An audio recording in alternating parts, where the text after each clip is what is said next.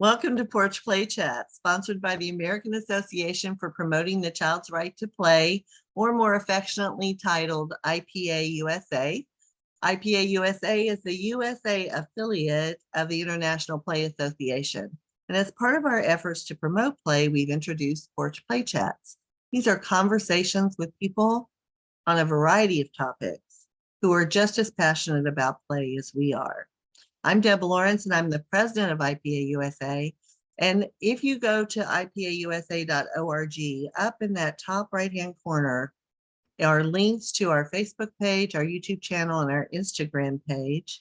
And if you friend us on Facebook, subscribe to the YouTube channel, and friend us. I'm not sure what you do on Instagram, but whatever you do on Instagram, every Monday morning, thank you. Follow on Instagram. Thank you. I'm old. Every Monday morning, a new Porch Play Chat will appear in your feed. So with us today on the porch, Lisa Murphy. Hi, Lisa. Hello. And joining us again, and if you haven't seen her previous Porch Play Chat, go find it, is Nadiyah Taylor. Nadiyah is a longtime educator who has taught both young children and adults. She's been a college instructor for the last 16 years. She's a writer and a diversity consultant, and is chair of the Early Care and Education program at Las Positas Community College. Woo woo! Awesome work, and what an important position. She really is focusing on the educational equity and social justice, and those sort of principles are what's grounding her work. Her master's degree is in human development, specializing in bicultural development. Her thesis focused on the journey of anti-bias educators, and she was adjunct faculty at Pacific and Merritt colleges, Pacific Oaks and Merritt colleges. So any of you who have been in the field for a while, California. Yeah, go California. Exactly. Her consulting work, The Ripple Effect, I love that title, provides personal and professional support for educators in implementing anti-bias principles. She's written several pieces, including an article, Anti-Bias Education, Empowering Young Children and Ourselves, in chapter 14, in Voices from the Field. She's teaching to thinking, from teaching to thinking, stepping into a new space, a new role, a conversation between Margie Carter, who I love dearly, and Nadiyah Taylor, and Centering Blackness in Early Education. I mean, oh my goodness, I have to go read all of that stuff. And so this time, Nadiyah's topic is really about learning about ourselves so we can lead through anti-bias education. And boy, This is a light topic. Oh yeah, we don't do anything heavy here, but this is such an important element of teaching that we really have to look at ourselves, look at the world in our classroom, not through the lens we were raised in, but through the lens of the children in our classroom. So go, Nadiyah. Yeah. All right. Well, I will say good morning. It's good morning in California. And I'm really, really happy to be back. And I think this conversation is maybe always timely, but especially timely, because it's just there's a lot of focus on children and their educational experience, whose stories are going to get told. Is it a threat to tell certain stories? And so, having the opportunity to really, once again, I think, step back and ground ourselves in, the NAEYC Code of Ethics, which says that, our responsibility is to children. Our responsibility is to include all families and their stories, to let families have a say in their children's education, and that the diversity of voices that we bring into our field is really crucial to helping children to feel seen and mirrored, and because we all bring in all these different perspectives, even on basic things like what is child development, and do we have universal agreement even on those kinds of things, right? And so it does call to us to be comfortable being in the gray area. From my perspective, I think education has always been about social change. Going back to John Dewey, right, who said, like, we can't create a democracy if we don't have children who really learn how to ask questions and be critical, and that we have to move away from sort of just this rote education. So I think this conversation is always timely and rich, and I'm really glad that we can have it today. Absolutely. And so how do we begin that process? I think that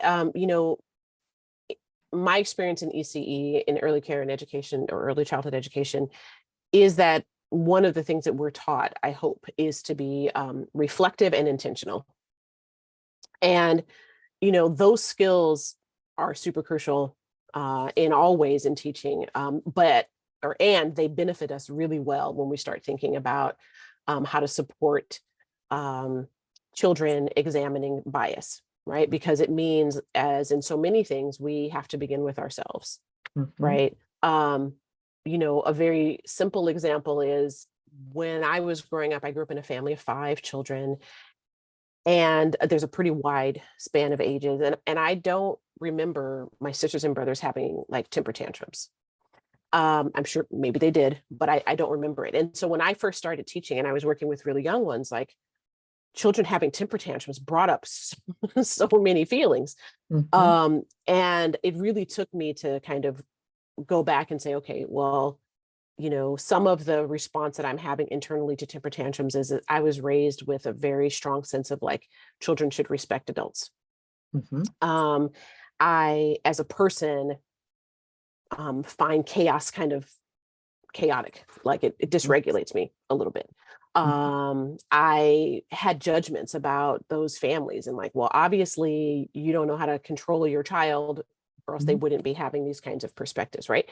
So in order for me to get over my stuff and really be able to serve that child who was really, feeling so dysregulated, and probably knew that people were getting frustrated with their behavior, and to provide some tools to them, I had to be able to do some self-examination and take the focus off of something's wrong with this child to, like, what's going on with me, and how do I move beyond that? So I think, specifically to your point about, like, how do you get started? I think the wonderful thing about anti-bias education is, as I said before, the goal is that we're trying to go against the biases that children are going to be seeing reflected in so many other ways in their lives. And it covers, like, the whole range of identity. So race and skin color are the things that first come up for many people when they think of anti-bias education, and they really, they come up a lot in our society. And as you mentioned, right, we have, there's gender identity. There's a person, Incian, who talks about gender constellations, he and his group. And, there's social economic class, there's religion, whatever, right? There's a lot of fodder. So I think a good way to start is think about 2 things. What's a topic that makes you the most uncomfortable? And what's a topic that you feel like, I totally could have a conversation with children today, no problem. And with each of those things, consider asking yourself some questions about, so what about this one particular topic makes me really uncomfortable? Am I afraid that I'm going to get pushback from someone? Am I concerned that my profession asks me to say one thing, but maybe personally I believe something else? I'm really worried that I'll say the wrong thing and hurt a child, right? So, asking ourselves some of those kind of reflective questions, I think, is a great way to uncover what is at the heart of our fear.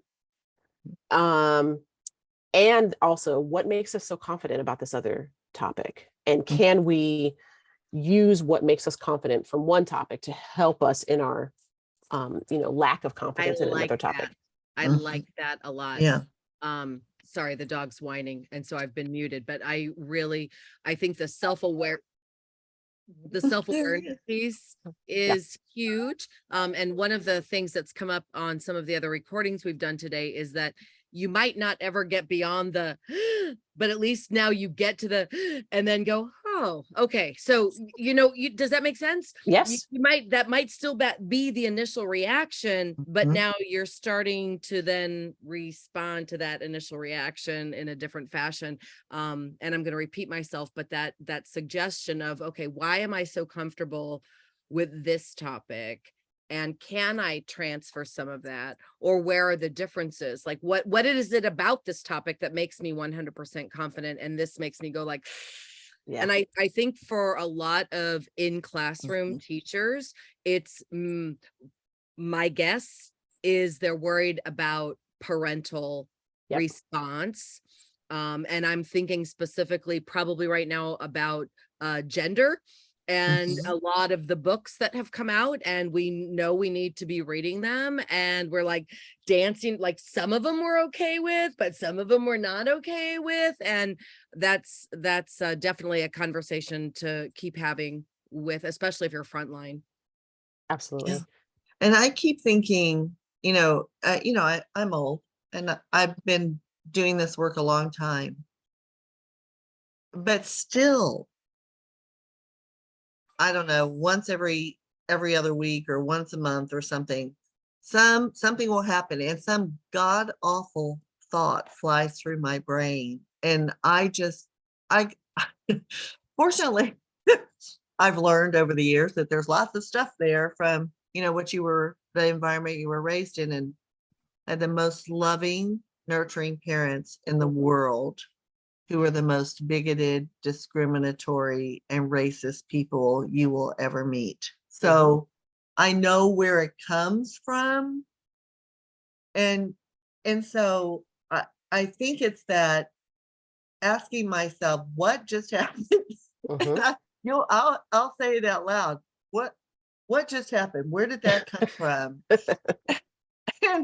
and then I have to work through that to put it to rest. Yeah. But I'm not sure people are even willing to engage in that first step or that first awareness piece. It's embarrassing. It's embarrassing. And I love that you can own it though. Yeah, but it's still, I still say I'm old. I should have worked through, I've been doing this work for so long that I feel like I should have worked through all this stuff, but boy, it's hidden. And until you question what just flashed across your mind and are able to find its source, and I can almost always, I can go back to Aunt Bessie or Aunt Matilda or my sister Carolyn or my brother Chetty, and I can hear that tape recording in my head. And, I love them dearly,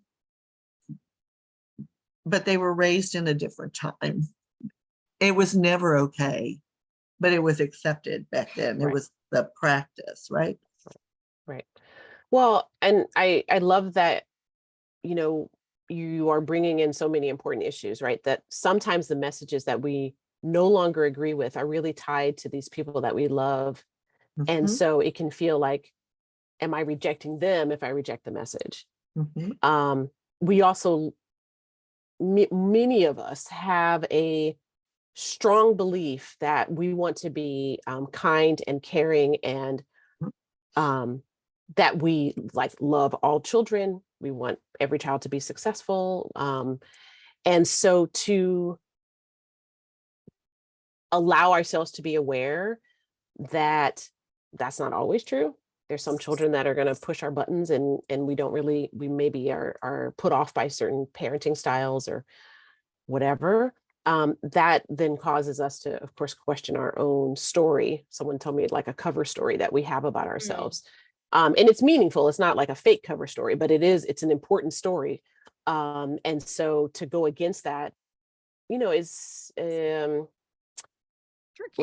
it causes us to feel disequilibrium and really question ourselves. And then the last thing I'll say is that it's also not the situation where we had these beliefs as a society, people did these things and suddenly it stopped.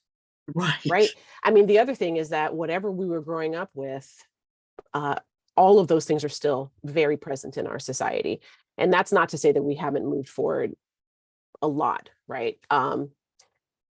But the tenets and some of the kind of underlying feelings and assumptions, children still have access to, we have access to. Mhm. And so it is a constant kind of unlearning. Oh, that thing came up again. Oh man, I can't believe I still believe that. Okay, so now what am I going to do? So I encourage people to be kind with themselves. I have a really good friend, Tara Fleming, who also does social justice work. And she says, guilt doesn't serve social justice, Right. right? We have to move away from guilt Mhm. and do the best that we can, and continue to be willing to fight the fight, knowing that we can't be perfect at it. Mhm. Right. And we can't be perfect at anything. So we need to give ourselves a break, but we also need to learn from when those things happen, right? Yes. And come up with alternatives, another way to approach it in the classroom, in public. And I think one of the things that people struggle with is, especially in the climate that we seem to be in now, we're extremely divided as a country, though maybe not as much as we thought, is that when you see it, you got to say something. It's kind of like the terrorism thing. If you see something, say something, right? If you see something, I think people are fearful to say something. Yes. If you see it happening right in front of you. And, so the other thing that I think future teachers and teachers in classrooms are worried about is when they see it in the classroom, they're afraid to say something. They're not quite sure how they can, they know it's not appropriate. Mhm. They don't have a tool in their toolbox Yes. to help them navigate the conversation without getting mad, I without want to circle back. punishing. I want to circle back to, I'm going to piece together two thoughts. One is that you're able to separate perhaps the person from the attitude, right? Yes. And back in Child Development 101, back when I was 18, that Mhm. there's a difference between the behavior and the child, right? Mhm. I like what you did was horrible, and Mhm. I still love you. Mhm. And I think teachers, frontline early childhood people right now might need a little reminder crash course in Mhm. how you can deal with the conversation or the topic, and that's not a reflection on Billy and David, but it's about what just went down. And Mhm. that's what I'm addressing. And maybe we just somewhere along the way stopped teaching people how, or teaching young teachers how to do that, how to Right. see that it's separate. Your behavior can be separate from your person. Mhm. You're not a bad kid, Right. but we need to talk about what just happened. So yeah, what just has happened. Yeah. And Yeah. how do you still maintain that unconditional love Mhm. in sight of maybe what just happened, which of course, if you're talking about 3-year-olds is going to be different than 30-year-olds. Yes. But I think the lesson is still the same. Mhm. Yeah. Yeah. And did you say you had a second thought you wanted to build No, in there too? I was blending Okay. the you versus the behavior. Yeah. Gotcha. Yeah. I think the lessons that child development gives us, I try to remind folks, especially people who have been teaching a while, you have dealt with conflict before, right? This isn't going to be the first time. It's a new lens on that conflict, but you Mhm. have skills to do this, right? And I think Like for what you just said, sorry, I'm interrupting. no, yeah, It's like yeah, what you just said, where it's like, why am I okay with this topic, but this one gives me, so it's still conflict, but right, how come this one gives me like pause? Angina. right, Yeah. right, absolutely. And I just will say that as a person, like I really hate conflict. Like Oh yeah. I Me think too. people assume because I talk about these topics that, I don't get butterflies in my stomach when they come up. I have 2 children, they're 11 years apart. And so I have a elementary school age child, and some of the stories that she comes home with about things that children are saying or that she's grappling with, or even just her own trying to figure out the world, stump me constantly. I'm like, oh, what's the right thing to say? And so I try to make it really clear that no one's asking you to somehow to be superhuman, right? Be Yeah. devoid of emotion, know exactly what to do every second of every day, right? Mhm. But we are asking you to be brave. I feel like I always have to give credit, right, to Louise Derman Sparks and Julie Olson Edwards and Catherine Goins, who wrote the most latest book. edition of the anti-bias education book, because one of the things that is said in that book is that our silence actually says quite a lot. Yes. Right. She has a piece that says silence teaches. Mhm. And so when we are silent, it teaches children that it is too scary of a topic to talk about. It teaches children that they have to figure it out on their own. We leave children to have other people form those ideas, like the media, other 4-year-olds, right? And so, we sometimes I think if we are afraid of conflict, there can be, I think, a quite natural tendency to say, well, I'll just pretend like I didn't see it. Yeah. Or maybe I'll come back to it later. I don't really know how to respond. And it's just really important to know that in the non-response, you are responding and you're giving a message to all the children who saw that situation happen. I don't know that these statistics are still true anymore, but a few years ago, there were some studies that came out from GLSEN, which is the Gay, Lesbian Educator Support Network, I think. But they talked about the fact that like 85% of elementary school students and middle school students had heard someone say, "That's so gay," or make a derogatory comment to LGBTQ children in front of a teacher and an adult, and the adult did nothing. Right. And I think shame and guilt, as I said, have really no purpose. And I can totally extend a lot of grace to why people may not want to, like, I don't want to get into that.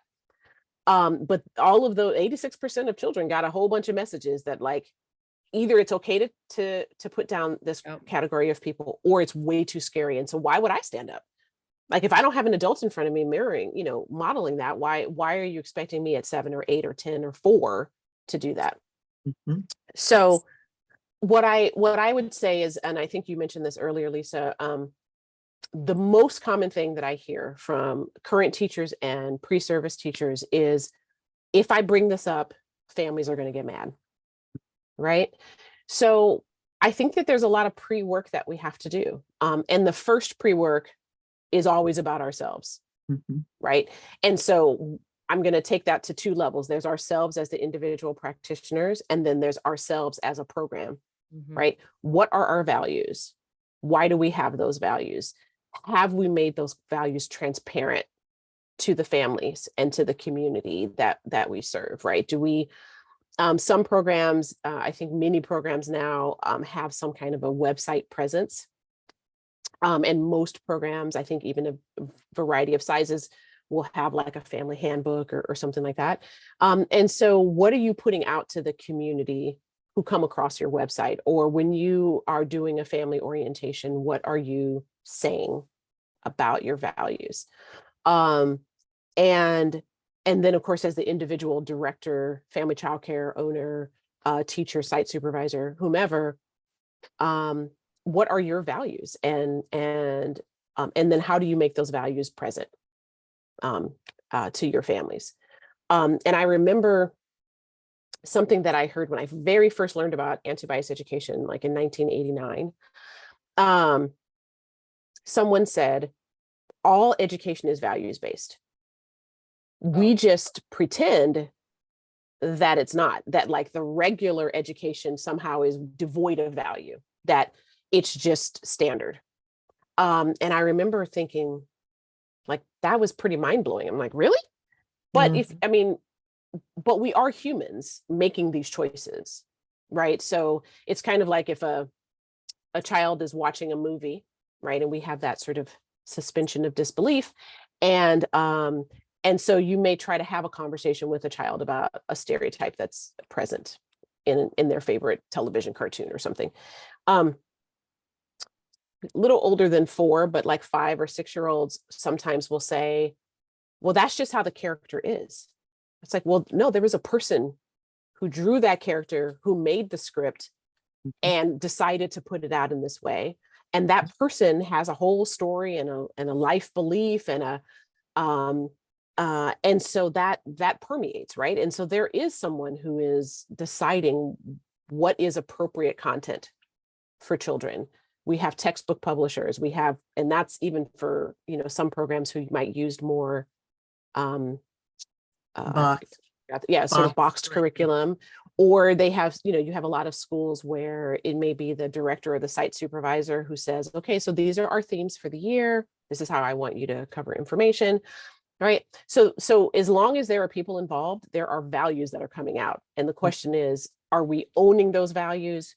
Are they explicitly stated, or, how are they woven into the culture of our organization, and how are they woven into the culture of our classroom? And I think for me, anyway, that gave me a sense of freedom of like, oh, I'm not doing some like strangely radical thing. I'm just stating out loud what my values are and what the values of the program are. And if you go to a different school, they have a set of values too. And the question is, do they tell you those values, or do you have to kind of figure it out as you work your way through? Which would be exhausting, I would imagine. Exhausting. Yeah. So Nadiyah, I want to talk about a baby step that educators can use that might bring in different perspectives that may not be explicitly stated as a value of the program. And that's just the selection of what children are seeing in the classroom in books. Yes. Love books. I pound in to make my students do book evaluations on children's books. And so I want to give a shout out to the Book Vine for Children out of Illinois, where Isabel Baker and her team curate packages, knowing that people are often going like, I know I need to do something, I'm not sure what to do. At the risk of sounding like a shameless plug, her group, like she's the only place I buy children's books. And so if you really are like going, oh shoot, our book area needs an overhaul, you can go to her catalog and to her website. She's like, okay, so here's books that deal with this topic and this topic, and they are specifically individually curated. And so they're going to be not only dealing with some of the topics that we know we need to be dealing with, but they're good books, which I think sometimes that gets lost in translation. Is like, okay, we got this topic covered, and we got this topic covered, but they're horrible books. Deb, to your specific conversation, to your specific question, excuse me, and then I'll shut up, is I really believe that everybody who works with children needs to do some kind of self-reflection, whether they do it intentionally on their own because they have that kind of discipline, or whether they go get some therapy, or they're a part of a support group or something. And I know that that's not a be-all, cure-all, end-all, but if you are not self-aware with what you're bringing to the table, I had a college professor who said your psychic chickens come home to roost in your marriage. Always. And that is a metaphor for the stuff you didn't even know what's inside of you is going to manifest your first 10 days in a toddler room. So better to know what you're dealing with than to be like, ah. Oh my God. True. So I think I'm going to put, I make my students go through the anti-bias. I can't remember the name of the website. I'm going to tell it to you right this second, because I thought you were going to say it. Yeah, great. It is called, the website is socialjusticebooks.org. That's it. And it's called The Guide for Selecting Anti-Bias Children's Books. That's it. So it's linked in several of my courses, and we look through it and we talk about it. Then I have them look, we have a demonstration classroom, and I go get the books that have been there for 25 years. And I pass the them ones out. Who haven't aged well, as I like to say. Yeah. And I pass them out, and then I take them out of the cupboard where they've been hidden, right?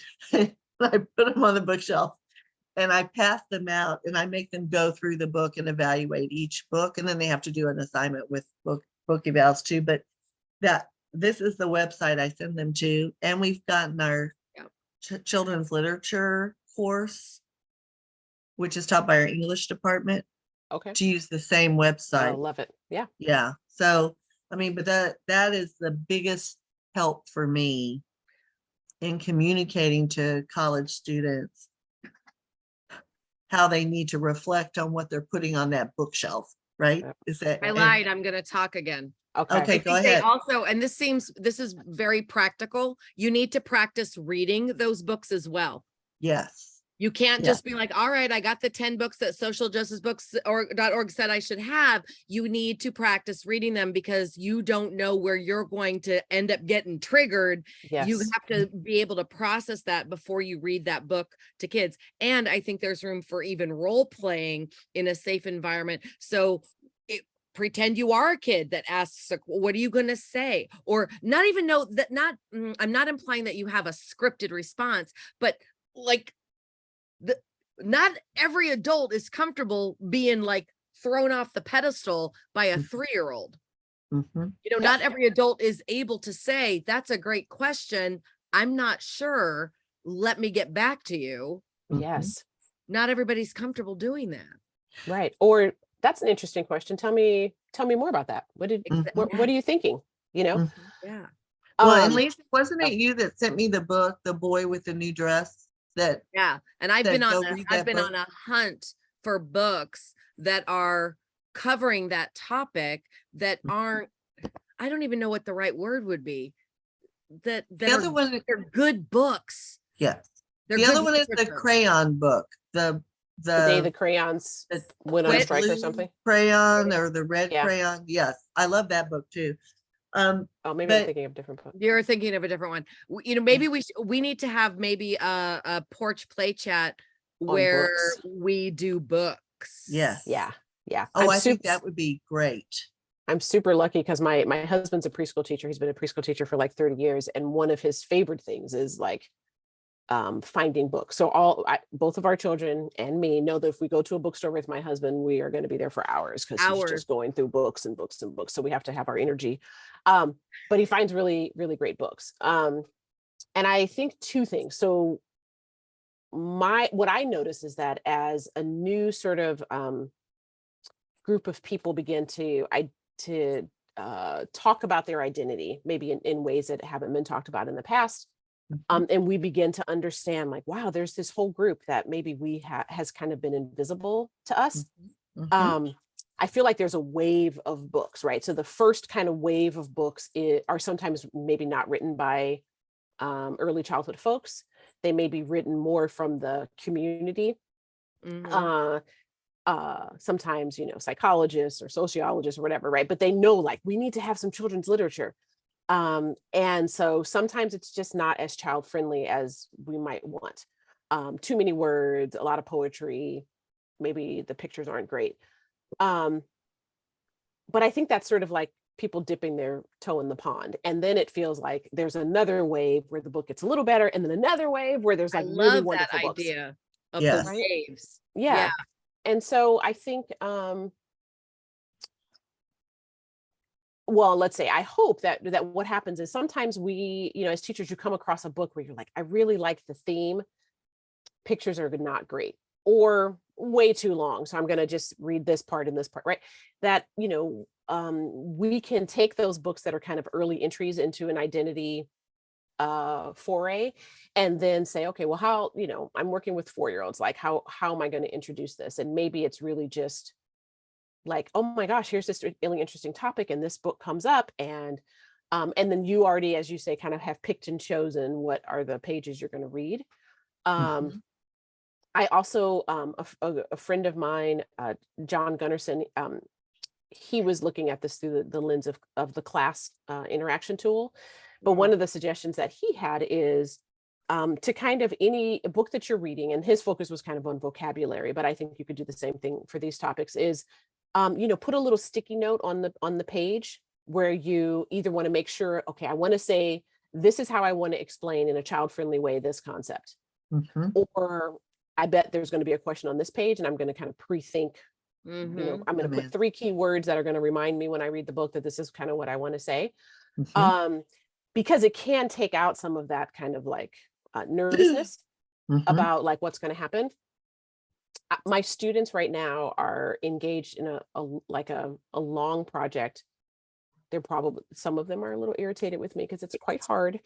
But one of the things that what I'm asking them to do, it's in my teaching in a diverse society class, is I'm asking them to pick an ism: sexism, heterosexism. We're doing sizeism, which I think is really interesting, and colorism and things like that. So pick an ism. And the first thing they have to do is say like, well, what does that ism mean? And then I ask them, what preconceptions do you think children are going to have about people who are in this topic area? And you have to put it in children's words. Like, why is that person so fat? Or I bet they don't exercise very much, or, if that's around sizeism. And then they have to say in teacher words, not like I would say, but like, here's what the teacher words. Oh, I see you're noticing people's body size, right? So how would you respond to the misconception? And then they have to say, okay, so there's 4 goals of anti-bias education. The first is about a child's identity. The second is about how we sort of notice that we're different than other people. The third is sort of looking at stereotypes and how fairness doesn't, when things are unfair, it doesn't feel good. And then the fourth is like, what do we do about it? How do we take some action? Yeah. So for their topic, then they have to say, all right, so if I was really going to do this in a classroom, what would be my goals around helping children to understand this identity issue? And so then they have to kind of find some classroom materials that they might put in the environment. They have to find 4 books.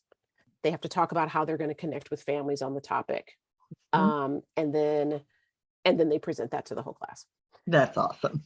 So what I have seen is in the beginning, there's just a lot of questions like, well, I think I know what this ism is, but I actually don't know what this ism is. I have no idea. Like, how did we get to this ism? Like, why do people believe these things? Like there's a lot of just kind of like, I don't know. I didn't know what I didn't know.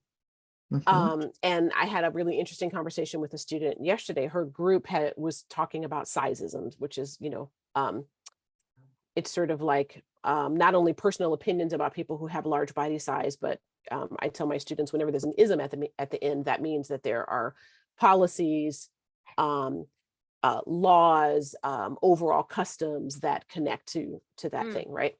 So they turned in their work and I was giving them feedback because I realized a lot of the things that they were saying that teachers should respond was actually kind of reinforcing the notion that people who are fat or have bigger bodies don't eat as healthily, don't exercise, right? Oh boy. But it was really with the intention of trying to break down the bias, right? And so the people in the group were like, oh my gosh, this is so interesting. I didn't, like, until you said that to us, we didn't even see that we were kind of reinforcing the very thing that we're trying not to reinforce. And it just shows like how deep it can be within us, even as we're trying to do our best. That's right?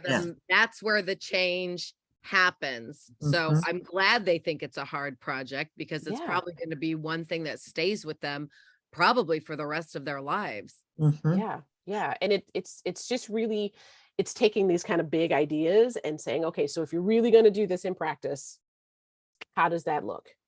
And it demystifies it because it is sort of like broken down into steps. I think it also reinforces this idea, because I think sometimes brand new folks who aren't teaching yet may have this idea that, especially at the preschool level, that it's sort of just like come to school and love everybody without actually kind of a lot of planning, and having some intention, going back to that idea of having an intentionality and reflection. And so they're like, wow, this takes a lot of work, if I'm actually do some planning, right? But it also makes them go like, oh my gosh, actually, this is doable. Like, I could find a book.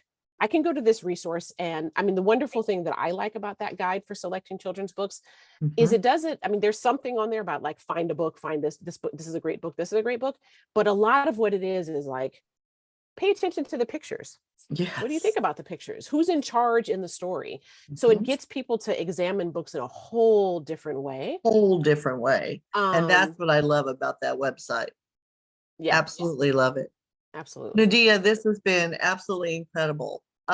This is such a broad topic that needs to be drilled down into in so many pieces. So I hope you'll come back and keep helping us navigate sort of the climate that we're in and the situations that are happening in classrooms, and helping families understand where we're coming from and the values that our classrooms and our programs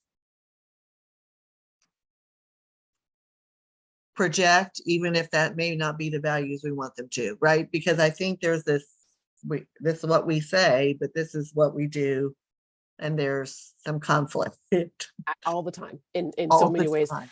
And Yeah. then can I add one thing, because I don't want us to be over time. It's just, we are in a very challenging social time right now in the Yes. United States. And I think that this has happened in waves across our history. And we're back to the question of who should be seen, who should be heard, whose stories are important and whose are less important. Mhm. And a question that has I have seen come up from families who have concerns about these identity questions has been, are we making certain children feel bad? Mhm. And we don't want our children to feel bad. And Right. so what I would say is that if for all the folks who are interested in doing anti-bias work and are concerned about that, anti-bias work is for all children. Mhm. So if you have I'm just a white male Christian able-bodied child, the goal is for that person to feel really good and confident in who they are, their heritage, the things that they like to do, Mhm. but without them having to feel that who they are is the standard that everybody else should go to. Mhm. And all the other, and the folks who may be having different parts of marginalized identities, for them also to feel really good about all the pieces that they bring, and to not feel like they have to try to be someone other than they are. But the goal is for everyone to feel good. There should be no child who's feeling sad or guilty. And that's why goal number 4, which teachers often skip in anti-bias education, is so important. Because when we start talking about stereotypes and biases, right, some of us will feel like, oh, that's really sad. And did my people do that? And am I doing that? Right. Goal number 4 says, we don't have to live there. Right. I'm 4 years old. I'm going to notice that so-and-so is being a really good change maker, and I'm going to tell them that they're a change maker. I'm going to stand up for my friend. Right. We remind children that they have an inherent sense of justice Mhm. and fairness, and we're going to support them to have the tools to make a change and not live in guilt. So Right. that's what I would say to all those folks who are really nervous about what families will say is, I'm going to help your child to not feel guilty, but to know that they can change the world. Yes. I really like that. I love it. And it goes back to that fear base of, for past generations, we don't want to admit what we've done to people, and where we treat humans less than human because of multiple things. And so I think it's, you know, you you have to recognize that history teaches lessons, but you have to learn them and move on, right? And do something different.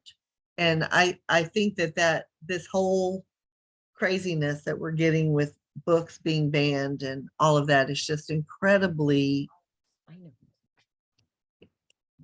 unjust and incredibly ignorant in the fact that we are not learning from our history, and how many people have told us you need to learn from your history. All right, so I'm going to close this out, Nadiyah, but please stay with us. So to Thank learn you so more much. about Porch Play Chats and IPA USA, please go to our website at ipausa.org. And until next time, keep on playing. Bye-bye. Bye-bye.